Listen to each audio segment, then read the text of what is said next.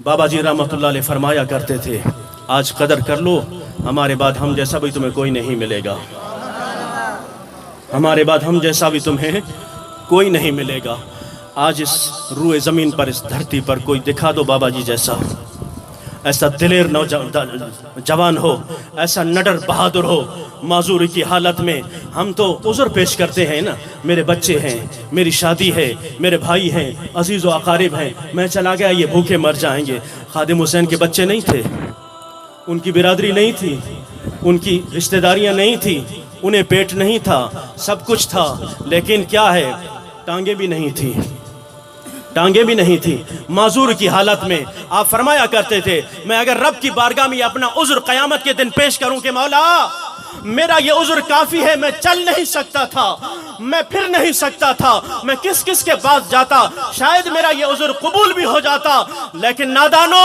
خادم حسین رضوی بتا گئے، معذور کی حالت میں بھی گلی گلی، شہر شہر، نگر نگر، پورے ملک میں وہ گھومتے رہے اور بتاتے رہے، میں کتا پاک رسول اللہ دا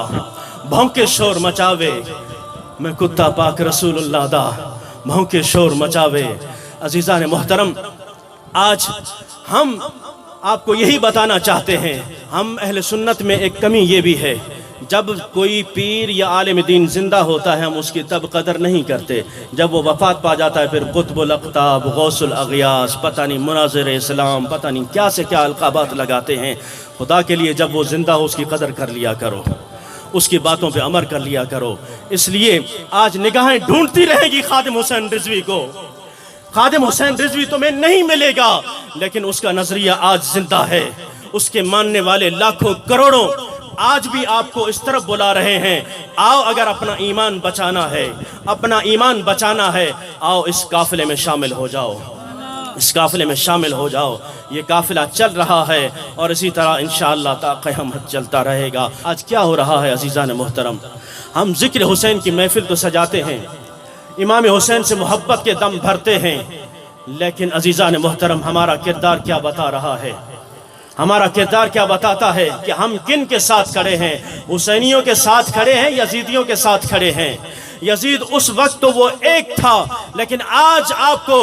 چاروں طرف یزید نظر آئیں گے، اس لیے کہ جہاں ظلم و ستم ہو رہا ہو، جہاں فسق و فجور ہو رہا ہو اور جس کی سربراہی میں ہو رہا ہو، وہ ظالم فاسق و فاجر یزید سے کم نہیں ہے۔ ہم ذکر حسین کی محفل سجا کر صبح اٹھ کر پھر اس یزید کے ساتھ کھڑے ہو جائیں تو کیا حسین ہم سے راضی ہوں گے؟ نہیں ہوں گے۔ ابھی الیکشن گزرے ہیں، میں واضح طور پہ آپ سے بیان کر رہا ہوں، اپنا درد بیان کر رہا ہوں میرے ساتھیوں۔ آج ہم ذکر حسین منا کر شاید ہم یہ سمجھتے ہیں کہ امام حسین ہم سے راضی ہوں گے، لیکن صبح اٹھ کر ہم ظالموں کے ساتھ کھڑے ہو کر ان کے نام کے نعرے لگاتے ہیں، ان کو زندہ باد مرد آباد کہتے رہتے ہیں، تو پھر کیا امام حسین ہم سے راضی ہوں گے؟ نہیں ہوں گے۔ امام حسین کو راضی کرنا ہے تو حق والوں کا ساتھ دینا ہوگا، ان کا ساتھ دینا ہوگا جو ہمہ تن ناموس رسالت پہ پہرا دے رہے ہیں، ناموس صحابہ پہ پہرا دے رہے ہیں، ناموس اہل بیت پہ پہرا دے رہے ہیں۔ وگرنہ عزیزان محترم یہ صرف دعوے ہوں گے، یہ صرف محفلیں ہی رہ جائیں گی۔ اگر واقعی ان محفلوں سے سبق حاصل کرنا ہے تو پھر حسینی کردار بھی اپنانا ہوگا،